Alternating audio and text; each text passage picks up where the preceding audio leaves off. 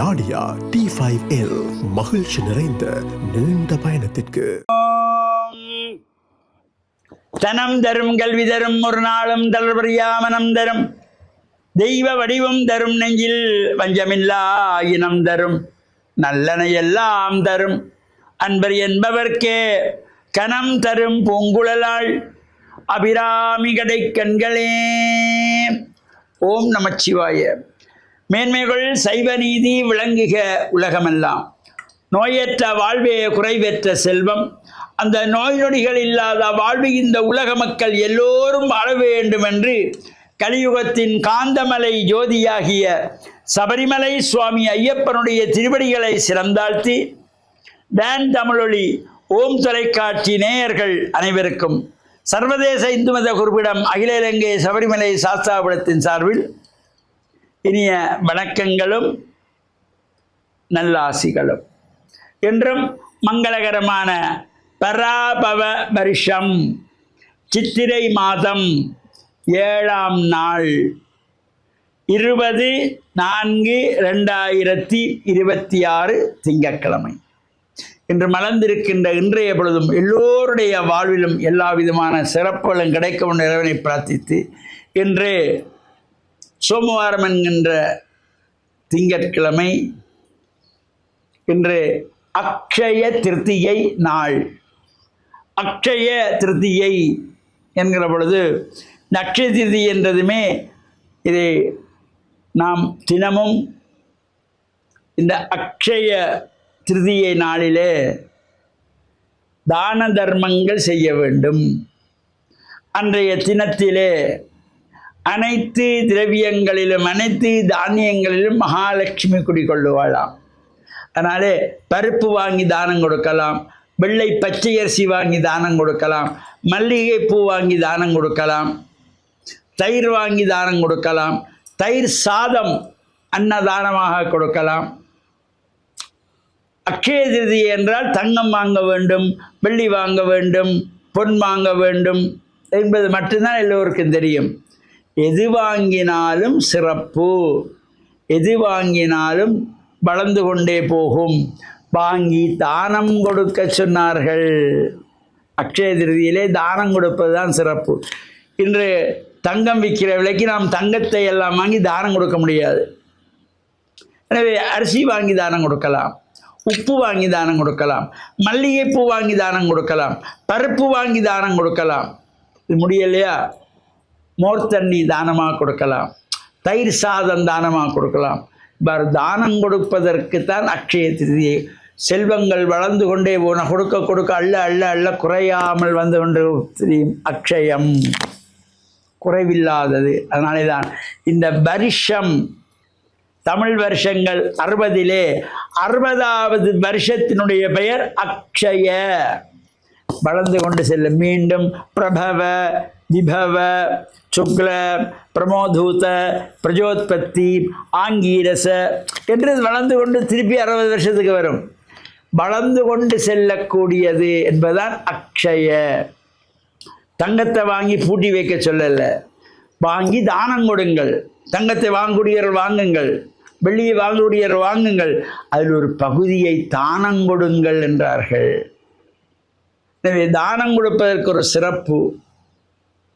இந்த ஆதிசங்கர பகவத் பாதாள் பவதி பிச்சாம் தேகி என்று ஒரு மூதாட்டியினுடைய வாசலில் போய் நிற்கிற பொழுது அங்கே அவர் கொடுப்பதற்கு எதுவும் இல்லை, சமையல் முடியவில்லை.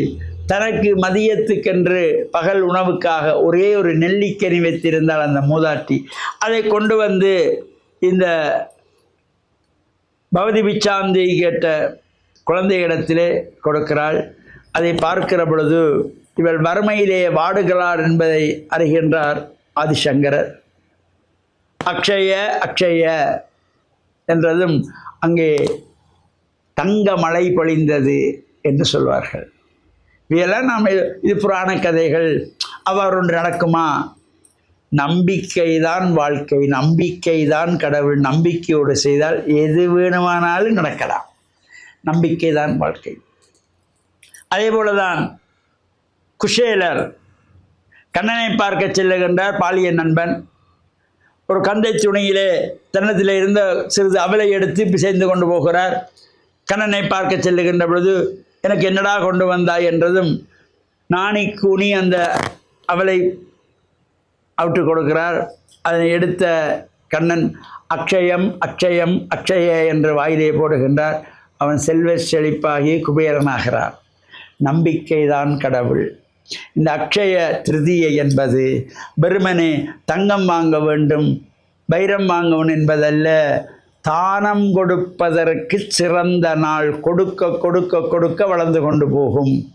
கொடுக்க கொடுக்கத்தான் வளரும். அங்கே குசேலர் கிருஷ்ணனுக்கு அவளை தானமாக கொடுத்தார், செல்வந்தனானார். இந்த மூதாட்டி நெல்லிக்காய் தானம் கொடுத்தால் செல்வ செழிப்பு. தானம் கொடுத்தால்தான் சிறப்பு என்கின்ற நிலையிலே அக்ஷய திருதியிலே நாமும் இறை வழிபாடுகளையும் செய்து பெற்றோர்களுக்கான அவர்களுக்குரிய தர்ப்பணங்களையும் செய்து தானங்கள் கொடுத்து இறையருள் பெற்று மண்ணில் நல்ல வண்ணம் வாழ டான் தமிழொலி ஓம் தொலைக்காட்சி நேயர்கள் அனைவருக்கும் சர்வதேச இந்து மத குறிப்பீடம் அகில இலங்கை சபரிமலை சாஸ்தாபுரத்தின் சார்பில் நல்ல ஆசிகளை கூறிக்கொள்வதில் மனமகிழ்வு கொள்கிறோம். சர்வே ஜனாகாம் சுகினோ பவந்து சமஸ்த சன்மங்களானி சந்து சுபம்.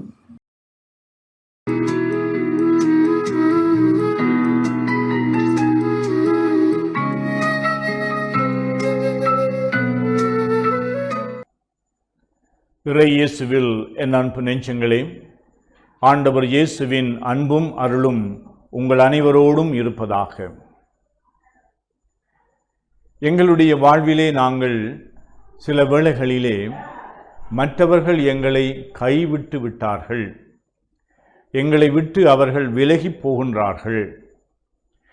எங்களோடு அவர்கள் கதைத்தால், எங்களோடு பழகினால், எங்களோடு அவர்கள் தங்களுடைய நட்பை பகிர்ந்து கொண்டால் தமக்கு சில வேளைகளிலே ஆபத்து ஏற்படலாம், தம்முடைய பேருக்கு சில வேளைகளிலே பங்கம் விளைவிக்கப்படலாம். இவ்வாறு என்று சொல்லி பலர் எங்களை விட்டு செல்லுகின்ற ஒரு நிலைப்பாடு எங்களுடைய வாழ்க்கையிலே இடம்பெற்றிருக்கலாம். அல்லது பலர் எங்களை கைவிட்டு விட்டார்கள்.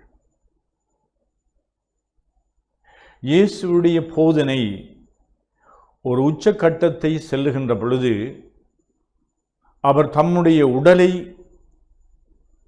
உண்பதற்கு கொடுக்கின்றார், தம்முடைய குருதியை நீங்கள் குடிக்க வேண்டும் என்று சொல்லுகின்றார் என்ற அவருடைய உயர்வான அந்த போதனையிலே நம்பிக்கை வைக்காமல் அவரிலே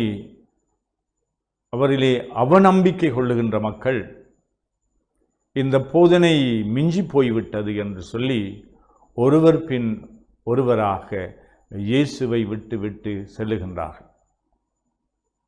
5000 பேருக்கு உணவு கொடுக்கின்ற அளவிற்கு மக்கள் திரள் பெருகி இருந்த அந்த வேளையில் இயேசு இப்படியான அடிப்படை அர்ப்பண வாழ்வை பற்றி பேசுகின்ற பொழுது இயேசுவோடு அவர்கள் நெருக்கமான முறையிலே அவர்கள் இயேசுவை நம்பி அவரை பின்பற்ற வேண்டும் என்று கடுமையான போதனையை முன்வைக்கின்ற பொழுது அவர்கள் சாப்பிட வந்தவர்கள், லாபம் தேடி வந்தவர்கள், தாங்கள் கேட்டது எல்லாம் கிடைக்கும் என்று அற்புதங்களை காண வேண்டும் என்று வந்த அந்த மேலோட்டமான வாழ்க்கையை வாழ்ந்த அந்த மனிதர்கள் பலர் அவரை விட்டு விட்டு போகின்றார்கள்.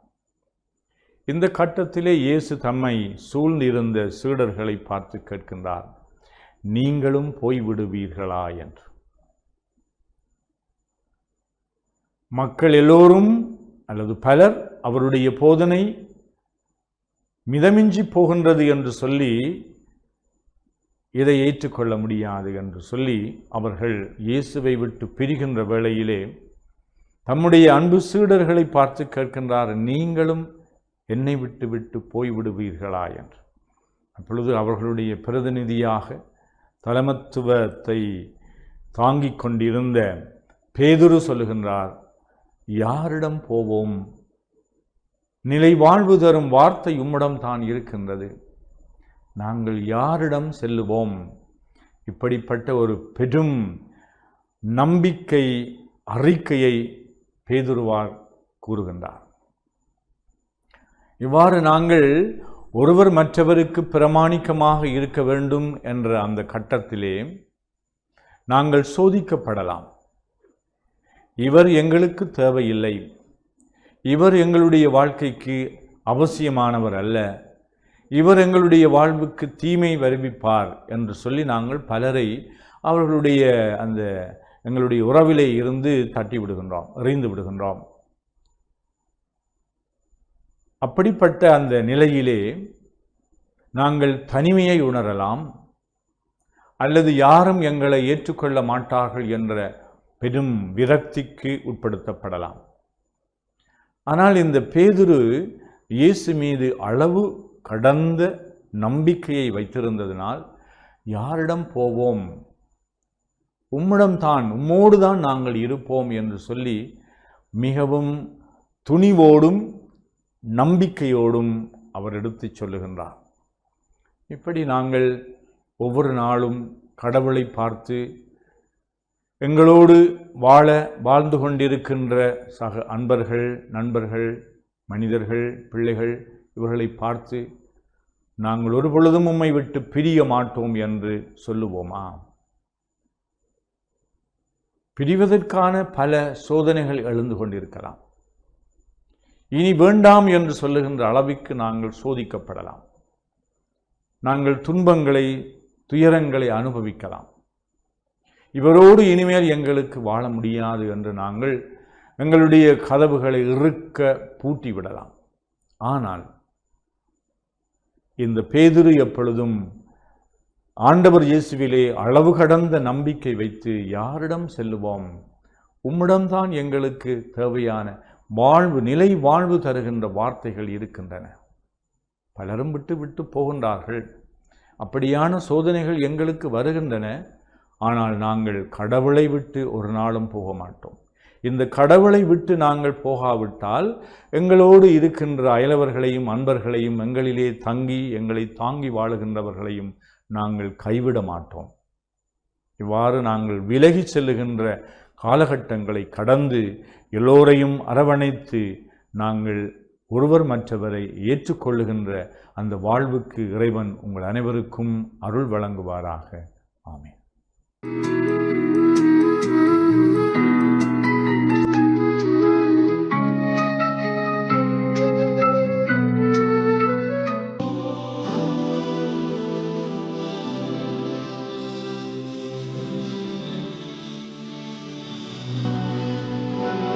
பிஸ்மில்லாஹிர் ரஹ்மானிர் ரஹீம். இஸ்லாமிய நற்சிந்தனையோடு இணைந்திருக்கக்கூடிய நேயர்கள் அனைவருக்கும் அஸ்ஸலாமு அலைக்கும் வரஹ்மத்துல்லாஹி வபரகாத்துஹு. இன்றைய இஸ்லாமிய நற்சிந்தனையில் ரசூலுல்லாஹி ஸல்லல்லாஹு அலைஹி வஸல்லம் அவர்கள் மனித சமூகத்திற்கு அறிமுகப்படுத்திய நீதி கொள்கை, நேர்மை கொள்கை என்பதை மிகச் சுருக்கமாக உங்களோடு பகிர்ந்து கொள்ளலாம் என்று ஆசைப்படுகின்றேன். ரசூலுல்லாஹி ஸல்லல்லாஹு அலைஹி வஸல்லம் அவர்கள் மனித சமூகத்தில் அல்லாஹ்வுடைய தூதராக அறிமுகம் செய்யப்பட்ட காலத்திலிருந்து மரணிக்கின்ற வரைக்கும் நீதிநெறி தவறாமல் நேர்மை என்றால் என்ன என்பதை மனித சமூகத்திற்கு தனது நடவடிக்கைகளினூடாக உணர்த்தக்கூடிய பக்குவமிக்க ஒரு தலைவராக இந்த மண்ணில் வாழ்ந்து காட்டினார்கள். நீதி நேர்மையை நிலைநாட்டுவதில் இஸ்லாமிய மார்க்கம் முன்னணியில் இருக்கின்றது என்பதை நாங்கள் புரிந்து கொள்ள வேண்டும். கருப்பர் வெள்ளையர்களுக்கு மத்தியில் எந்த வித்தியாசமும் கிடையாது. உயர்ந்தவன் தாழ்ந்தவன் என்ற பாகுபாடு கிடையாது.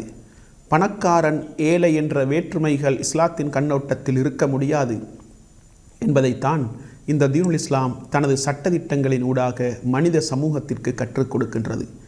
ஒரு மனிதன் குற்றமிழைத்து விட்டால் அந்த மனிதன் எந்த நிலையில் இருக்கக்கூடியவனாக இருந்தாலும் சரி, எந்த குடும்ப பின்னணியோடு வாழக்கூடியவனாக இருந்தாலும் சரி, எப்படிப்பட்ட உயர்நிலையில் வைத்து மதிக்கப்படுகின்ற மனிதனாக இருந்தாலும் சரி, குற்றவாளியை குற்றவியல் சட்டத்திற்கு முன்னால் நிறுத்த வேண்டும் என்பதில் இஸ்லாம் ஒரு தெளிவான கோட்பாட்டோடு இந்த மனித சமூகத்திற்கு அறிமுகப்படுத்தப்பட்டது. அதனை உணர்த்தும் முகமாக ரசூலுல்லாஹி ஸல்லல்லாஹு அலைஹி வஸல்லம் காலத்திலே மிகச்சிறந்த உயர்த்தி மதிக்கப்பட்ட ஒரு குடும்பமாகிய மஹ்சூமியா கோத்திரத்தைச் சேர்ந்த ஃபாத்திமா என்ற ஒரு பெண்மணி திருடிய சம்பவம் அரங்கேறுகின்றது. இந்த வழக்கு நபிகளாருடைய விசாரணை மன்றத்திற்கு கொண்டு வரப்பட்டு நபி அவர்கள் அதை விசாரிக்கின்றார்கள். அந்த விசாரணையின் பின்னணியில் ஃபாத்திமா என்ற பெண்மணி குற்றவாளி என்பது நிரூபிக்கப்படுகின்றது.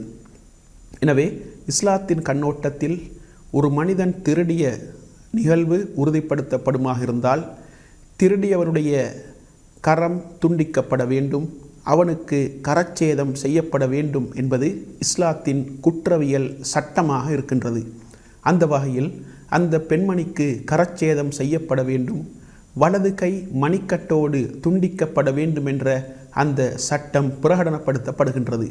அந்த நேரத்திலே நபி அவர்கள் மிகவும் நேசிக்கக்கூடிய ஒரு நபித்தோழராகிய உசாமா ரதியல்லாஹு அன்ஹு அவர்கள் நபிகளாரிடத்திலே வந்து பேரம் பேசுகின்றார்கள்.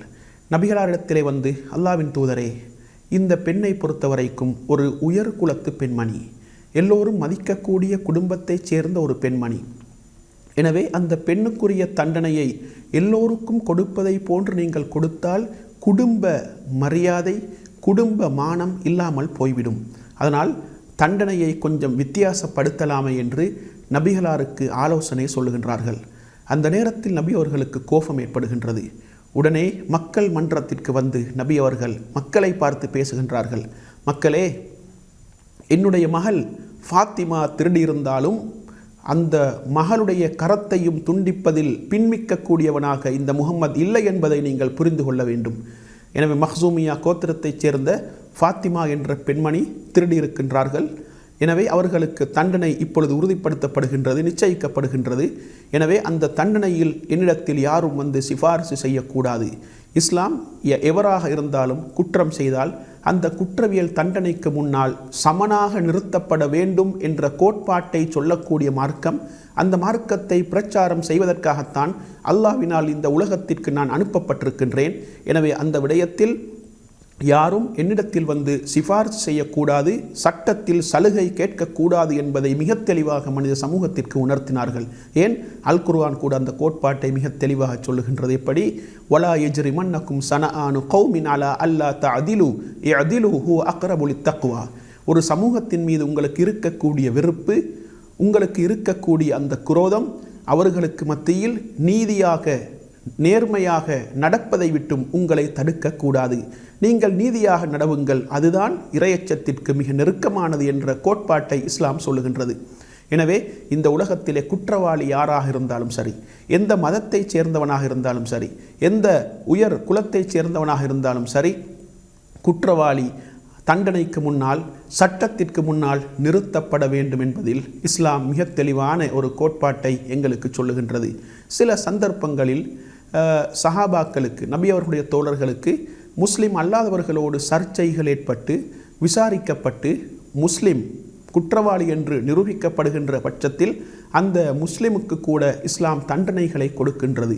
அந்த நேரத்தில் முஸ்லிம் அல்லாதவன் என்ற அந்த வேறுபாட்டை இஸ்லாம் பார்க்காமல் குற்றவாளி எவராக இருந்தாலும், முஸ்லிமாக இருந்தாலும், இறையச்சமுள்ள மனிதனாக இருந்தாலும், அல்லாவை பயந்து நடக்கக்கூடிய மனிதனாக இருந்தாலும் அவன் குற்றவாளி என்று நிரூபிக்கப்படுகின்ற பட்சத்தில் அந்த மனிதனுக்குரிய தண்டனையை நிறைவேற்றுவதில் இஸ்லாம் மிக தெளிவான ஒரு கொள்கையோடு இந்த உலகத்திற்கு அறிமுகம் செய்யப்பட்டிருக்கின்றது என்பதை மிக தெளிவாக நாங்கள் புரிந்து கொள்ள வேண்டும். எனவே வேற்றுமைகள் இஸ்லாத்திலே கிடையாது, வேறுபாடுகள் இஸ்லாத்திலே கிடையாது, உயர்குலம் தாழ்குலம் என்ற அந்த வித்தியாசங்கள் இஸ்லாத்திலே கிடையாது, பணக்காரன் ஏழை என்ற வித்தியாசம் கிடையாது, அரபி அஜமி என்ற வேறுபாடு இஸ்லாத்திலே கிடையாது. சட்டத்திற்கு முன்னால் அனைவரும் சமனானவர்கள் என்ற அந்த கோட்பாட்டை நபி அவர்கள் மனித சமூகத்திற்கு அறிமுகப்படுத்தினார்கள். இந்த உலகத்திலே இறையச்சத்தோடு அல்லாவை பயந்து நடக்கக்கூடியவர்கள் தான் அல்லாவிடத்திலே சங்கைக்குரியவர்கள், கண்ணியத்திற்குரியவர்கள் என்ற அந்த தத்துவத்தை இஸ்லாம் சொல்லுகின்றது. எனவே இந்த உலகத்திலே நீதியையும் நேர்மையையும் சமனாக நிலைநாட்டுவதற்கு வந்த மார்க்கம் தான் தீனுல் இஸ்லாம்.